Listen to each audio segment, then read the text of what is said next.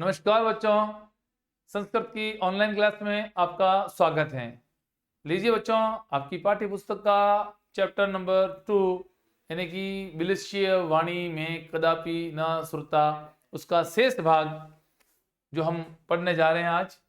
हमने उसको प्रारंभ किया था पिछली क्लास में, और पिछली क्लास के अंदर उसको हमने क्लास का समय पूर्ण हो गया था, इसलिए हमने उसको आधा पढ़ा और उसका शेष भाग आज हम पढ़ने जा रहे हैं। तो आइए बच्चों, मेरे साथ में इस पाठ का जो शेष भाग है इस कहानी का पढ़ रहे हैं। निश्चित रूप से आपको ये कहानी अच्छी लगी हुई होगी। लीजिए इसका आइए। अतः एतत् श्रुत्वा सिंहः अचिंत्यतः।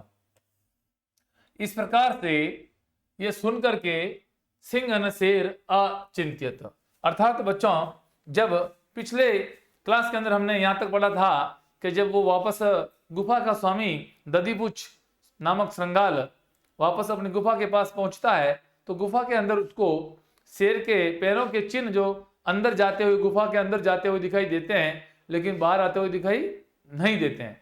उस समय श्रृंगाल बड़ा चतुर होता है बच्चों, तो श्रृंगाल मन में ये सोचता है कि निश्चित रूप से गुफा के अंदर कोई शेर है।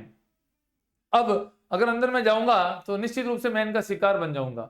तो वो क्या करता है बच्चों, वो उस गुफा से आवाज लगाता है कि हे गुफा, जब मैंने तेरे साथ में एक शर्त की थी आप उसको भूल गई हो कि जब भी मैं बाहर जाऊंगा तब वापस आते समय मैं आपको प्रत्याहुत करूंगा, बुलाऊंगा वापस कि भाई आप मेरे को बुलाओगी कि हे स्वामी आप अंदर आ जाओ, तब ही मैं अंदर आऊंगा, और जब आप मुझे नहीं बुलाओगी तो मैं अंदर नहीं आऊंगा, फिर मैं दूसरी गुफा में चला जाऊंगा।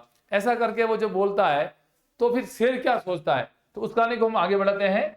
एतत् श्रुत्वा, ऐसा सुनकर के सिंह अचिंत्यतः, शेर ने सोचा, क्या सोचा, नूनम येषाम, निश्चित रूप से ऐसाम गुहा, इस गुफा का स्वामी सदा समाहवन करोति, हमेशा आह्वान करता होगा। उसने सोचा कि इस गुफा का जो स्वामी है, जो बाहर जो आया हुआ है, हमेशा इस गुफा का सम्मान करता होगा, इसको बुलाता होगा, तो इसको हमेशा पुकारता होगा। परंतु लेकिन मद भयात, लेकिन मेरे भय से, क्या मेरे भय से, मेरे किसके, उस शेर के भय से। वो शेर सोचता है आज मैं इस गुफा के अंदर आ गया हूं, इसलिए मेरा मेरा मेरा भय है, इसको मुझसे डर लग रहा है इस गुफा को, तो मेरे भय से ना किंचित वदती, ये कुछ भी नहीं बोलती है, कुछ भी नहीं बोलती। अथवा इसलिए साध्वितम उच्यते, इसलिए ठीक, साधु इदम, बच्चों यहाँ पे संधि हो रही है, साधु प्लस इदम, अर्थात साधु का मतलब अच्छा है, ठीक है, ये ठीक ही है, ये ठीक ही उच्चते ने कहा गया है, ये ठीक ही कहा गया है। क्या कहा गया है, तो बच्चों देखिएगा इस श्लोक के माध्यम से वो शेर क्या कहता है, वयस्त्रस्त मनसा हस्तपादादिका क्रिया प्रवर्तन्ते न वाणी च वे पथु अधिको भवेतः। बच्चों भयस त्रस्त मनसा, यानी कि भय से डरे हुए मन वाले के, भयस त्रस्त, भय से त्रस्त, भय से ग्रसित, भय से यानी डरे हुए, मनसा मन वाले के, हस्तपाद आदि का क्रिया, हस्त यानी हाथ और पैरों आदि की जो क्रिया है उसकी हलचल है, वो क्या है, प्रवर्तन्ते, यानी कि डरे हुए मन वालों के हाथ पैर आदि से संबंधित क्रियाएं जो क्या हो जाती है बच्चों, रुक जाती है। अगर कोई व्यक्ति डर जाता है तो उनके हाथ पैर की जो क्रियाएं हैं, उनकी हलचल है, वो हलचल होना बंद हो जाता है, उसको डर लगता है, तो वो कुछ कार्य करना बंद, एकदम बिल्कुल साइलेंट हो जाते हैं। तो वो शेर कहता है कि इस गुफा के अंदर मैं आज आ गया हूं, इसलिए मेरी डर से मद भयातः ना किंचित वदती, मेरे डर से ये कुछ भी नहीं बोलती है। तो क्या करती है कि भयस त्रस्त मनसा, डरे हुए मन वालों के, हस्तपाद आदि का क्रिया, हाथ पैर आदि की क्रियाएं, हाथ पैर से संबंधित आदि की क्रियाएं रुक जाती है, प्रवर्तन्ते न वाणी च न वेपतु च अधिको भवेत, और न वाणी, उसकी वाणी भी नहीं निकलती है, उसकी वाणी भी रुक जाती है, और बच्चों और उसके शरीर में वे पतु च अधिको भवेत, वे पतु का मतलब होता है बच्चों, वे पतु का मतलब होता है कंपन, क्या होता है, कंपन, और उसके शरीर के में कंपन भी अधिको भवेत, अधिक होने लगता है। अर्थात भयभीत की स्थिति देखकर ही उसके भय का पता चल जाता है। अर्थात जब किसी व्यक्ति को, किसी प्राणी को किसी से डर लगता है तो उसके हाथ पैर की क्रियाएं जो है काम करना, हलचल करना बंद कर देती हैं और उसके साथ में उसकी वाणी नहीं निकलती है। प्रवंते ना वाणी च ना न च वे पतु अधिको, उसकी वाणी भी नहीं निकलती है और उसका कंपन, वे पतु कंपन भी अधिक होने लग जाता है। तो इस प्रकार से बच्चों वो कहता है शेर कि निश्चित रूप से मेरे डर से जब है जो ये गुफा है जो वो आवाज नहीं कर रही है, इसकी वाणी भी नहीं निकलती है। अर्थात देखिए बच्चों, इसका जो भावार्थ जो है हम पढ़ेंगे, उससे पहले शब्दार्थ देखेंगे। सम्माहवन आह्वान बुलाना, भय त्रत मनसाम डरे हुए मन वालों का, हस्त पादादि का हाथ पैर आदि संबंधित, हाथ पैर से आदि संबंधित, वे पथु, बच्चों वे पथु का मतलब होता है कंपन। क्या होता है? कंपन।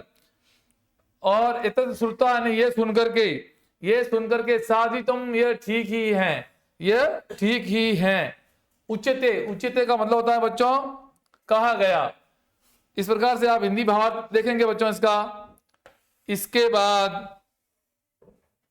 बाद जब वो वापस गीदड़ आता है तब गीदड़ की आवाज सुनकर के शेर ने सोचा निश्चय ही ये गुफा अपने स्वामी को हमेशा बुलाती होगी, परंतु मेरे भय से कुछ भी नहीं बोल रही है, अथवा यह ठीक ही कहा गया है। श्लोक का भावार्थ यह है बच्चों, डरे हुए मन वाले के हाथ पैर आदि से संबंधित क्रियाएं रुक जाती है, उसकी वाणी भी रुक जाती है और उसके शरीर में कंपन भी अधिक होने लगता है। अर्थात भयभीत की स्थिति देकर ही उसके भय का पता चल जाता है।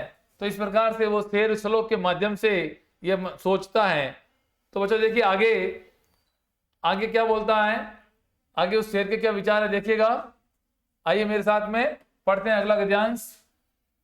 तत अहम अश्य आह्वानम करोमि, तत अहम तो मैं, अश्य उसको, आह्वान करोमि आह्वान करता हूं, बुलाता हूं। किसको? उस गीदड़ को बुलाता हूं। एवं स बिले प्रविश्य, तो उसके बाद में वो बिल में, वो गीदड़ बिल के अंदर प्रविश्य न प्रवेश करेगा। तो मैं, यहाँ पे बच्चों मैं है, मिसप्रिंट है, इसको सुधार लेना। मैं भोजम भविष्यति, मेरा भोजन होगा। अर्थात मैं उसको बुलाऊंगा तो वो बिल के अंदर क्या करेगा? प्रवेश करेगा, तो निश्चित रूप से वो मेरा क्या हो जाएगा? भोजन हो जाएगा।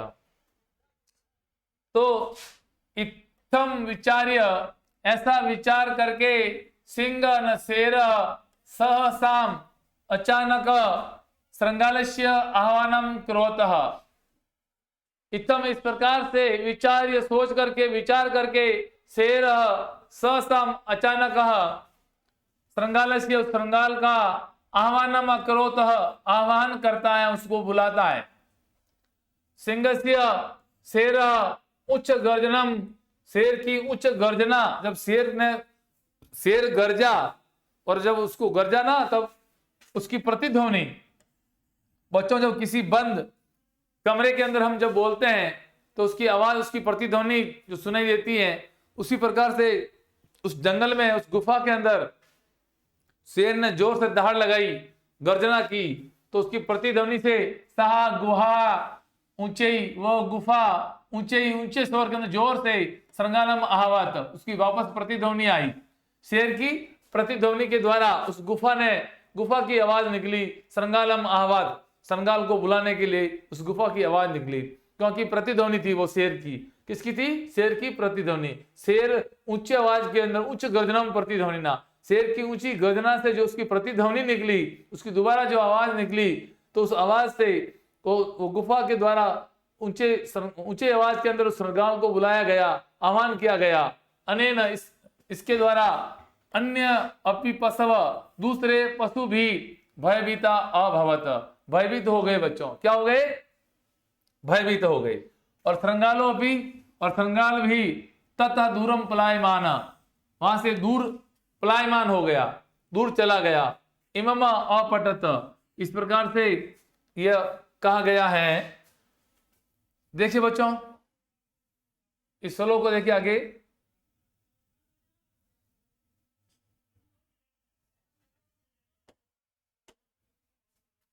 अनागतम यह कुरुते स शोभते। बच्चों, अनागतम का मतलब होता है बिना आई हुई समस्या, बिना आई हुई समस्या। यह न जो, यह अनागतम कुरुते, जो बिना आई हुई समस्या या समस्या आने से पहले कुरुते यानी कि समस्या का समाधान करते हैं। स शोभते, वो शोभायमान होते हैं। क्या होते हैं? वो शोभायमान होते हैं, यानी कि वो समस्या उसको, वो संकट में कभी नहीं पड़ते हैं। अनागत, यह अनागतम कुरुते, यह अनागतम कुरुते, जो बिना आई हुई समस्या या समस्या आने से, कष्ट आने से पहले उसका निवारण करते हैं। स शोभते, वो हमेशा कष्ट को प्राप्त नहीं करते हैं, शोभायमान होते हैं। स सोचते यो न करोति अनागतम, जो यह यानी जो अनागतम न करोति, समस्या आने से पहले या उसका निवारण नहीं करता है, कष्ट आने से पहले उसका निवारण नहीं करता है। स सोचते, वह सोचनीय है, चिंतन के विषय है, चिंता करने के योग्य है। आया बच्चा समझ में? अनागतम, किसी कष्ट के आने से पहले। यह जो कुरुते न करता है, क्या करता है? निवारण करता है। स शोभते, वो शोभायमान होता है, वह कभी, उसको कभी कष्ट नहीं होता है। स सोचते, यह जो न करोति अनागतम, जो समस्या के आने से पहले उसका निवारण नहीं करता है। स सोचते, वह चिंतन का विषय है या चिंतन करने योग्य है, वो सोचनीय है। वने अत्रि संस्य समागता जरा, अत्र वने, अत्र वने, वने अत्रि, अत्र वने, इस यहाँ वन में, संस्य समागता जरा, रहते हुए, संस्य इसका मतलब यहां रहते हुए, समागता यानी आ गया है, जरा यानी बुढ़ापा। वो गीदड़ कहता है इस वन में रहते हुए मेरे को क्या हो गया है? बुढ़ापा आ गया है। समागता जरा, जरा, जरा का तात्पर्य होता है बच्चों बुढ़ापा, और क्या आ गया उसको? बुढ़ापा। इस वन में रहते हुए मैं बूढ़ा हो गया हूं, इतने सालों से रह रहा हूं, लेकिन बिलस्य वाणी, इस बिल की वाणी न कदापि मैं श्रुता, या मैं है बच्चों, से नहीं है। बिलस्य वाणी न कदापि मैं श्रुता, बिल की वाणी मैंने कभी नहीं सुनी। तो बच्चों देखिएगा इस श्लोक को लास्ट के अंदर वापस इसका देखिएगा। अनागतम यु कुरुते स शोभते स सोचते यो न करोति अनागतम वने अत्र संस्थास्यः समागता जरा बिलस्य वाणी न कदापि में श्रुता। बच्चों इस प्रकार से इसका अन्वय देखेंगे वापस।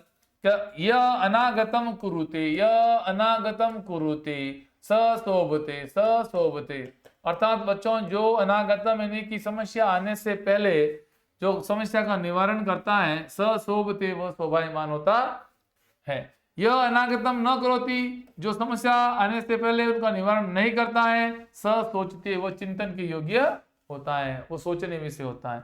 अत्र वने, और फिर वो कहता है गीदड़ कि अत्र वने, इस वन में, संसत्स्य रहते हुए, मैं जरा समागता, मुझे बुढ़ापा आ गया है, मैं बूढ़ा हो गया हूं, परम लेकिन कदापि बिलस्य वाणी में न सुनता, कभी भी बिल की वाणी मैंने नहीं सुनी। इस प्रकार से अपनी सोच, अपनी सूझबूझ के साथ में वो अपनी वो जान बचाता है। देखिए बच्चों इसके शब्दार्थ, शब्दार्थ की ओर ध्यान दीजिएगा। अनागतम का मतलब नहीं आए हुए। क्या नहीं आए हुए? दुख, या दुख से मतलब है अनागतम। अनागतम का मतलब होता है नहीं आए हुए, यानी कि कष्ट ना आए हुए। सोचिते का मतलब चिंतनीय होता है बच्चों। क्या होता है? चिंतनीय। और संस्तस्य रहते हुए, यहाँ पे गलत है, उसको सही कर देना, हुए सब। जरा का मतलब होता है बच्चों बुढ़ापा। तत् अहम, तत् प्लस अहम, यहाँ अहम अ लिखा हुआ नहीं है बच्चों, इसको भी सही कर लीजिएगा। इसलिए मैं, और भोज्यम का अर्थ होता है बच्चों भोजन करने योग्य पदार्थ। और इत्थम, इस प्रकार से विचार, ये विचार करके, पलायमान भागते हुए। बच्चों इसी के साथ में इसका जो भावार्थ है देखिएगा, वो कहता है गीदड़, इसलिए मैं इसका, वो शेर कहता है इसलिए मैं गीदड़ का आह्वान करता हूं, इस प्रकार वो गुफा में प्रवेश करते हुए मेरा भोजन योग्य पदार्थ हो जाएगा, ऐसा वो सोचता है शेर। इस प्रकार वो विचार करके शेर ने एकाएक गीदड़ का आह्वान किया, उसको बुलाया। शेर की उच्च गर्जना की प्रतिध्वनि के द्वारा, शेर ने जब जोर से आवाज की तो उसकी उच्च गर्जना की जो प्रतिध्वनि थी उसके द्वारा उस गुफा ने उच्च स्वर से गीदड़ का आह्वान किया तो इससे अन्य पशु भी भयभीत हो गए और गीदड़ भी वहां से दूर भागता हुआ ये पढ़ने लगा। ये क्या पढ़ा उसने गीदड़ ने? श्लोक का भावार्थ देखेगा, जो हमने श्लोक अभी ये पढ़ा था ना श्लोक, उसका भावार्थ है बच्चों ये पे। ये अनागतम य कुरुते स शोभते स शोच्यते यो न करोति अनागतम वने अत्र संस्तस्य समागता जरा विलस्य वाणी न कदापि मैं श्रुता। तो इस प्रकार से श्लोक का भावार्थ मैंने आपको समझाया है, फिर भी वापस देख लीजिएगा आप। ये श्लोक, इसका भावार्थ है नहीं आए हुए कष्ट का अनागतम, नहीं आए हुए कष्ट का जो पहले ही निराकरण करता है, कष्ट नहीं आने पर उसका समस्या का समाधान यह कुरुते जो निराकरण करता है वो सुशोभित सकुशल होता है। बच्चों इसलिए कष्ट नहीं आने से पहले हमें उसके निराकरण कर लेना चाहिए ताकि हम लोगों को कष्ट का सामना ना देखना पड़े। और जो नहीं आए हुए कष्ट का निराकरण नहीं करता है वह चिंतनीय होता है, सोचने के विषय है। वो इस वन में रहते हुए मेरा बुढ़ापा, मेरा किसका? उस गिद्दड़ बोल रहा है, वो गिद्दड़ कह रहा है मेरा बुढ़ापा आ गया है किंतु मैंने कभी भी बिल की वाणी नहीं सुनी है। अर्थात अपनी सूझबूझ के साथ में उस गिद्दड़ ने अपनी क्या बचाई?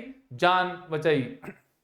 तो इसी के साथ में बच्चों ये एक बहुत ही सुंदर कहानी, रोचक कहानी थी जो विष्णु शर्मा के द्वारा रचित पंचतंत्र के तीसरे तंत्र काकोलुक्यम से ली गई थी। और एक ये जो पंचतंत्र है बच्चों वो मैंने पहले बताया आपको, पशु और पक्षियों के आधारित इस कहानियों का तंत्र बना हुआ है। यहाँ पक्षी के आधार पर ये कहानियां जो इसमें विष्णु शर्मा ने दी गई है वो उस कहानी को हमने पढ़ा और बड़ी रोचक आपको लगी होगी। इसी कहानी के साथ में मैं आज की क्लास को खत्म करता हूँ। नमस्कार, मिलते हैं अगली क्लास में।